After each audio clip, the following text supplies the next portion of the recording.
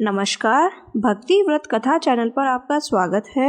आज के इस वीडियो में हम शुक्रवार की व्रत कथा को सुनेंगे। आइए अब हम कथा सुनना प्रारंभ करते हैं। एक बुढ़िया थी, उसके 7 पुत्र थे।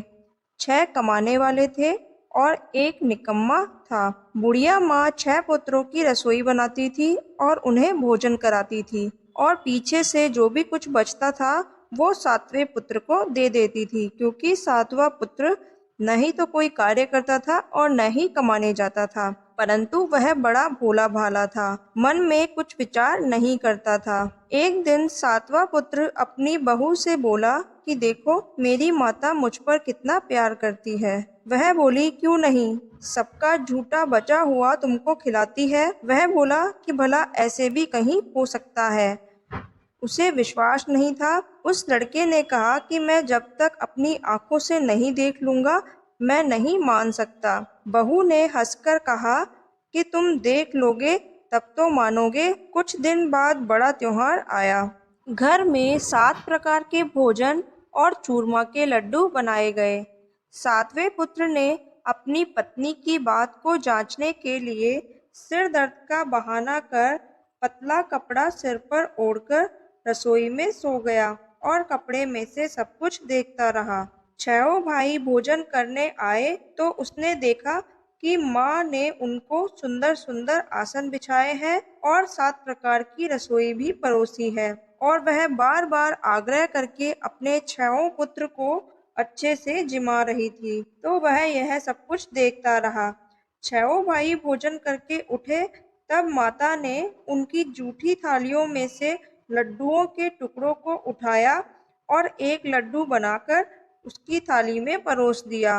जूठन साफ करके बुढ़िया माँ ने अपने 7वें पुत्र को पुकारा और कहा कि उठो बेटा, भोजन कर लो। 6 भाई भोजन करके चले गए हैं, अब तुम भी उठ जाओ, कब तक खाना खाओगे। बेटे ने कहा कि माँ, मुझे भोजन नहीं करना है, मैं तो परदेश जा रहा हूँ। माँ ने ताना मारते हुए कहा कि कल जाता हो तो आज ही चला जा। वह बोला कि हाँ हाँ, मैं तो आज ही जा रहा हूँ। ऐसा कहकर वह घर से निकल गया और चलते समय अपनी पत्नी की याद आई। वह गौशाला में उपले थाप रही थी, तो वही जाकर उससे बोला कि हम जावे परदेश को, आवेंगे कुछ काल, तुम रहियो संतोष से, धर्म आपनो पाल। वह बोली, जाओ पिया आनंद से, हमरू सोच हटाए, राम भरोसे हम रहे, ईश्वर तुम्हें सहाय। देख निशानी आपकी, देख धरू मैं धीर, सुधी हमारी मति बिसारियो, रखियो मन गंभीर। तब वह बोला कि निशानी के लिए मेरे पास यह अंगूठी ही है, सो तुम रख लो और अपनी कुछ निशानी मुझे दे दो। तब उसकी पत्नी ने कहा कि मेरे पास तो यह गोबर भरा हाथ है। यह कहकर उसकी पीठ में गोबर के हाथ की थाप मार दी और वह चला गया। चलते चलते वह दूर देश में जा पहुंचा। वहां पर एक साहूकार की दुकान थी।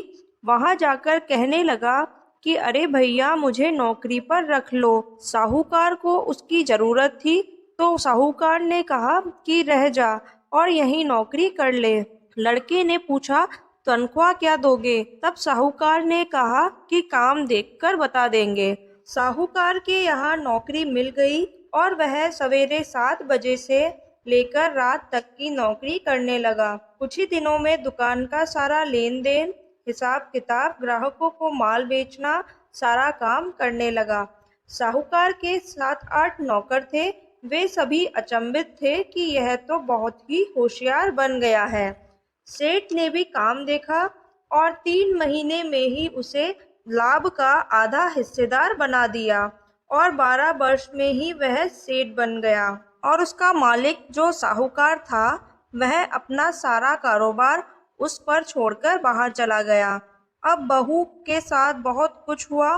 सास ससुर उसे दुख देने लगे और सारी गृहस्थी का काम करके उसे लकड़ी लेने जंगल में भेजते। इसी बीच घर की रोटियों के आटे से जो भूसी निकलती, उसकी रोटी बनाकर रख दी जाती और फूटे नारियल के खोपरे में पानी दिया जाता। इस तरह उस बहू के दिन व्यतीत होने लगे। एक दिन वह लकड़ी लेने जा रही थी कि रास्ते में बहुत सी स्त्रियां संतोषी माता का व्रत करती दिखाई दी। वह वहां खड़ी होकर कथा सुनकर बोली कि हे बहनों, यह तुम किस देवता का व्रत कर रही हो और इसके करने से क्या फल मिलता है? इस व्रत के करने की क्या विधि है? यदि तुम अपने व्रत का विधान मुझे समझाकर कहोगी तो मैं तुम्हारा एहसान मानूंगी। तब उनमें से एक स्त्री बोली कि यह संतोषी माता का व्रत है। इसके करने से निर्धनता, दरिद्रता का नाश होता है और लक्ष्मी आती है। मन की चिंताएं दूर होती है। घर में सुख होने से मन को प्रसन्नता और शांति मिलती है और जिसके पुत्र नहीं होता है उसे भी पुत्र मिलता है और प्रीतम बाहर गया हो तो जल्दी ही आ जाता है। कुंवारी कन्या को मनपसंद वर मिलता है और राजद्वारे में बहुत दिनों से मुकदमा चल रहा हो तो वह भी खत्म हो जाता है। सब तरह सुख शांति हो, घर में धन जमा हो, पैसा जायदाद का लाभ हो, रोग दूर हो जावे और जो कुछ मन में कामना हो वे सब इस संतोषी माता की कृपा से पूरी हो जाएगी, इसमें कोई संदेह नहीं है। तब वह पूछने लगी कि यह व्रत कैसे किया जाए, यह भी बताओ तो बड़ी ही कृपा होगी। स्त्री कहने लगी कि 1.25 रुपए का गुड़ और चना लेना, इच्छा हो तो 5.25 रुपए का लेना या 11.25 रुपए का भी ले सकते हैं। बिना परेशानी, श्रद्धा और प्रेम से जितना बन सके सवाया लेना और 1.25 रुपए से 5.25 रुपए तक, इससे भी ज़्यादा शक्ति और भक्ति के अनुसार ले सकते हैं। हर शुक्रवार को निराहार रहना, कथा कहना और सुनना, इसके बीच क्रम टूटे नहीं और लगातार नियम का पालन करना। सुनने वाला कोई न मिले तो घी का दीपक जलाकर उसके आगे जल के पात्र को रखकर कथा कहना, परंतु नियम नहीं टूटे। जब तक कार्य सिद्ध न हो नियम का पालन करना और कार्य सिद्ध हो जाने पर ही व्रत का उद्यापन करना। 3 मास में माता फल पूरा करती है। यदि किसी के उल्टे ग्रह हो तो भी माता 1 वर्ष में अवश्य ही कार्य को सिद्ध करती है। कार्य सिद्ध होने पर ही उद्यापन करना, बीच में उद्यापन नहीं करना चाहिए। उद्यापन में 2.5 सेर के आटे का खाजा तथा इसी के अनुसार खीर तथा चने का साग करना, 8 लड़कों को भोजन कराना, जहाँ तक मिले देवर, जेठ, भाई, बंधु, कुटुंब के लड़के लेना, न मिले तो रिश्तेदारों और पड़ोसियों के लड़के बुलाना, अच्छे भोजन कराना, यथाशक्ति दक्षिणा देना और माता का नियम पूरा करना। उस दिन घर में कोई खटाई नहीं खावे। यह सुनकर बुढ़िया के लड़के की बहू वहां से चल दी। रास्ते में लकड़ी बेचकर उसने उन पैसों से गुड़ चना लेकर माता के व्रत की तैयारी करी और सामने मंदिर देखकर पूछने लगी कि यह मंदिर किसका है। सब कहने लगे संतोषी माता का मंदिर है। यह सुनकर माता के मंदिर में जाकर वह माता के चरणों में लेट गई और दीन होकर विनती करने लगी कि माँ, मैं निपट मूर्ख हूँ, व्रत के कुछ भी नियम नहीं जानती हूँ, मैं बहुत दुखी हूँ कि हे माता जगत जननी, मेरे दुख को दूर करो, मैं तेरी शरण में आई हूँ। माता को दया आ गई और एक शुक्रवार ही बीता कि दूसरे शुक्रवार को ही उसके पति का पत्र आ गया और तीसरे को उसका भेजा हुआ पैसा भी आ गया। यह सब देखकर जेठानी मुंह बनाने लगी कि इतने दिनों में पैसा आया है, इसमें क्या बड़ाई है। लड़के ताने देने लगे कि काकी के पास अब पत्र आने लगे हैं, पैसे भी आने लगे हैं, अब तो काकी की खातिर बढ़ेगी, अब तो काकी बुलाने से भी नहीं बोलेगी। बेचारी बहुत सरलता से कहने लगी कि भैया, पत्र आए या रुपए आए तो हम सबके लिए अच्छा है। ऐसा कहकर आंखों में आंसू भरकर वह संतोषी माता के मंदिर में जाकर रोने लगी कि माँ, मैंने तुमसे पैसा नहीं मांगा है, मुझे पैसे से क्या काम है, मुझे तो अपने सुहाग को दे दो, मैं अपने स्वामी के दर्शन और सेवा मांगती हूँ। तब माता ने प्रसन्न होकर कहा कि बेटी, तेरा स्वामी भी आएगा। यह सुनकर खुशी से बावली होकर वह घर में जाकर काम करने लगी। अब संतोषी माता विचार करने लगी कि इस भोली पुत्री को मैंने कह तो दिया कि तेरा पति आएगा, पर आएगा कहाँ से? वह तो सपने में भी इसे याद नहीं करता है उसे याद दिलाने मुझे ही जाना पड़ेगा। इस तरह माता बुढ़िया के बेटे के पास जाकर सपने में प्रकट हो गई और कहने लगी कि साहूकार के बेटे सोता है या जागता है? तो वह बोला, माता सोता भी नहीं हूँ और जागता भी नहीं हूँ, बीच में ही हूँ, कहो क्या आज्ञा है। माँ कहने लगी कि तेरा घर बार कुछ है या नहीं? वह बोला, सब कुछ है माता, माँ बाप, भाई बहन, बहू, क्या कमी है? माता बोली कि भोले पुत्र, तेरी स्त्री बहुत कष्ट उठा रही है, तेरे माँ बाप उसे बहुत दुख दे रहे हैं, वह तेरे लिए तरस रही है, तू उसके पास चला जा। तब वह बोला कि माता, यह तो मुझे भी मालूम है, परंतु मैं जाऊं तो जाऊं कैसे? परदेश की बात है, लेने देने का कोई हिसाब नहीं है, कोई जाने का रास्ता नहीं नजर आता है, कैसे चला जाऊं? तब माँ बोली कि मेरी बात मान, सवेरे नहा धोकर संतोषी माता का नाम ले, घी का दीपक जला और दुकान पर जाकर बैठ जा। देखते ही देखते तेरा सारा लेन देन सब चूक जाएगा, जमा माल बिक जाएगा और सांझ होते होते धन का ढेर लग जाएगा। वह सवेरे जल्दी उठ गया और स्नान करके संतोषी माता को प्रणाम कर घी का दीपक जलाकर दुकान पर जाकर बैठ गया। थोड़ी देर में ही वह क्या देखता है कि देने वाले रुपए दे गए और लेने वाले हिसाब ले गए। कोठे से भरे सामान खरीदार नगद दाम में सौदा करने लगे। शाम तक धन का ढेर लग गया और माता का चमत्कार देखकर प्रसन्न होकर मन में माता का नाम लेकर घर जाने के वास्ते गहना कपड़ा खरीदने लगा और वहां के काम से निपटकर घर को रवाना हुआ। वहां बहू बेचारी जंगल में लकड़ी लेने जाती है। लौटते वक्त माँ के मंदिर पर विश्राम करती है। वह तो उसका रोजाना रुकने का स्थान था। दूर से धूल उड़ती हुई देखकर वह माता से पूछती है कि हे माता, यह धूल कैसी उड़ रही है? तब माँ बोलती है कि हे पुत्री, तेरा पति आ रहा है, अब तू ऐसा कर, लकड़ियों के 3 बोझ बना ले, एक नदी के किनारे रख, दूसरा मेरे मंदिर पर और तीसरा अपने सिर पर रख। तेरे पति को लकड़ी का गट्ठा देखकर मोह पैदा हो जाएगा और वह वहां रुककर नाश्ता पानी बना खाकर माँ से मिलने जाएगा।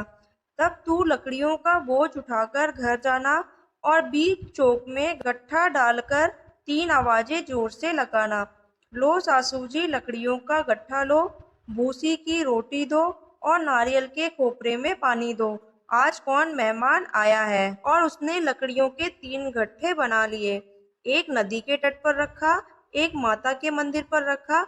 इतने में ही एक मुसाफिर आ गया। सूखी लकड़ी को देखकर उसकी इच्छा हुई कि अब यहीं विश्राम करे और भोजन बना खाकर गांव को जाएंगे। इस प्रकार भोजन बनाकर और विश्राम कर कर वह अपने गांव को गया, सबसे प्रेम से मिला। उसी समय बहू सिर पर लकड़ी का गट्ठा लिए आती है और लकड़ी का भारी बोझ आंगन में डालकर जोर से 3 आवाज देती है, लो सासू जी लकड़ी का गट्ठा लो, भूसी की रोटी दो, नारियल के खोपरे में पानी दो, आज कौन मेहमान आया है। यह सुनकर सास बाहर आ गई और अपने दिए हुए कष्टों को भुलाते हुए कहती है कि बहू ऐसा क्यों कहती है, तेरा मालिक ही तो आया है, आ बैठ जा, मीठा भात खा, भोजन कर, गहने कपड़े पहन। इतने में आवाज सुनकर उसका स्वामी बाहर आता है और अंगूठी देखकर व्याकुल हो अपनी माँ से पूछता है कि माँ यह कौन है। माँ कहती है कि बेटा यह तेरी बहू है, आज 12 वर्ष हो गए हैं जब से तू गया है, तब से सारे गांव में जानवर की तरह भटकती फिरती है, काम काज घर का कुछ करती नहीं है और 4 समय आकर खाना खा जाती है। अब देखकर मुझे भूसी रोटी और नारियल के खोपरे में पानी मांगती है।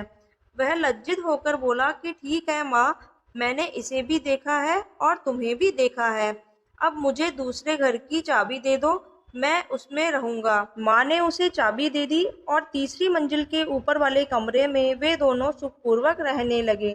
इतने में ही अगला शुक्रवार आ गया। बहू ने अपने पति से कहा कि मुझे माता का उद्यापन करना है। पति बोला, बहुत अच्छी बात है, खुशी से करो। वह तुरंत ही उद्यापन की सारी तैयारी करने लगी। जेठ के लड़कों को भोजन के लिए कहने गई तो उसने मंजूर किया, परंतु पीछे जिटानी अपने लड़कों को सिखलाती है कि देखो भोजन के समय सब लोग खटाई मांगना, जिससे उसका उद्यापन पूरा नहीं होगा। और लड़के जीवने आए तो खीर पेट भरकर खाई। लेकिन जैसे ही उन लड़कों को याद आया कि उनकी माता ने कहा था कि तुम खटाई को मांगना, तो उन्होंने कहा कि हमें कुछ खटाई दो, खीर खाना हमें अच्छा नहीं लगता है। तब बहू कहने लगी कि खटाई किसी को नहीं दी जाएगी, वह तो संतोषी माता का प्रसाद है। लड़के तुरंत ही खड़े हो गए और बोले कि हमें पैसे दे दो। तब भोली बहू कुछ नहीं जानती थी तो उसने पैसे दे दिए। लड़के उसी समय जाकर इमली को लाकर खाने लगे। यह देखकर बहू पर संतोषी माता को बहुत गुस्सा आया और राजा के दूत उसके पति को पकड़कर ले गए। जो भी पैसा और धन वह इकट्ठा करके लाया था उसे भी राजा के दूत ले गए। बहू से यह वचन सहन नहीं हुए तो वह रोती हुई माता के मंदिर में गई कि हे माता, तुमने यह क्या किया? हंसाकर अब क्यों रुलाने लगी हो? माता बोली कि पुत्री, तूने उद्यापन करके मेरा व्रत भंग किया है, इतनी जल्दी सब बातें भूल जाती हो। वह कहने लगी कि माता, भूली तो नहीं हूँ और ना ही कोई अपराध किया है, मुझे तो इन लड़कों ने ही भूल में डाल दिया है। मैंने भूल से उन्हें पैसे दे दिए, मुझे क्षमा कर दो। माता बोली, ऐसी भी कहीं भूल होती है? वह बोली कि माँ, मुझे माफ कर दो, मैं फिर तुम्हारा उद्यापन करूंगी। माँ बोली, अब भूल मत जाना। वह बोली, अब नहीं भूलूंगी। माँ, अब बतलाओ वह कैसे आएंगे? तब माँ बोली कि पुत्री, तेरा पति तुझे रास्ते में ही आता मिलेगा। जब वह घर के लिए चली तो राह में उसे पति आता हुआ मिल गया।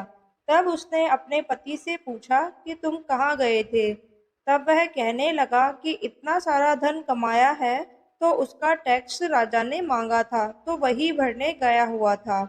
वह प्रसन्न होकर बोली कि अब घर पर चलिए। कुछ दिन बाद फिर शुक्रवार आया। वह बोली, मुझे माता का उद्यापन करना है। तब उसके पति ने कहा कि कर लो। वह फिर अपने जेठ के लड़कों को भोजन के लिए कहने गई। तभी जेठानी ने उसे एक दो बात सुनाई और लड़कों को सिखा दिया कि तुम पहले की तरह ही खटाई मांगना। तब उसके लड़के कहने लगे कि हमें खीर नहीं खानी है, हमें तो खटाई खाने का मन करता है, मुझे खटाई लाकर दे दो। वह बोली कि खटाई खाने को नहीं मिलेगी, अगर तुम्हें आना है तो आओ। और वह ब्राह्मणों के लड़कों को लाकर भोजन कराने लगी। उन्हें यथाशक्ति दक्षिणा की जगह एक एक फल लाकर उन्हें दे दिया। इससे संतोषी माता प्रसन्न हो गई और माता की कृपा से उसे 9वें महीने में चंद्रमा के समान सुंदर पुत्र की प्राप्ति हुई। बहू प्रतिदिन पुत्र को लेकर संतोषी माता के मंदिर में जाने लगी। तब माता ने सोचा कि यह रोज आती है, आज क्यों न मैं ही इसके घर पर चलूं, इसका आसरा तो देखूं। यह विचार करके माता ने एक भयानक रूप बनाया। गुड़ और चने से सना मुख, ऊपर सांड के समान होठ, उस पर मक्खियां भिन भिना रही थी। दहलीज में पांव रखते ही उनकी सास चिल्लाई कि देखो, कोई चुड़ैल आई है, लड़के इसे भगाओ, नहीं तो किसी को खा जाएगी। लड़के डरने लगे और चिल्लाकर खिड़की बंद करने लगे। तभी छोटी बहू रोशनदान में से देख रही थी और वह प्रसन्नता से पागल होकर चिल्लाने लगी कि आज मेरी माताजी मेरे घर पर आई है, और अपने बच्चे को दूध पिलाते पिलाते ही छोड़कर चली गई। इतने में ही सास को गुस्सा आ गया और बोली कि इसे देखकर क्यों उतावली हुई जा रही है। इतने में ही माँ के प्रताप से जहाँ देखो वहीं लड़के ही लड़के नजर आने लगे। वह बोली कि माँ जी, मैं जिनका व्रत करती हूँ यह वही संतोषी माता है।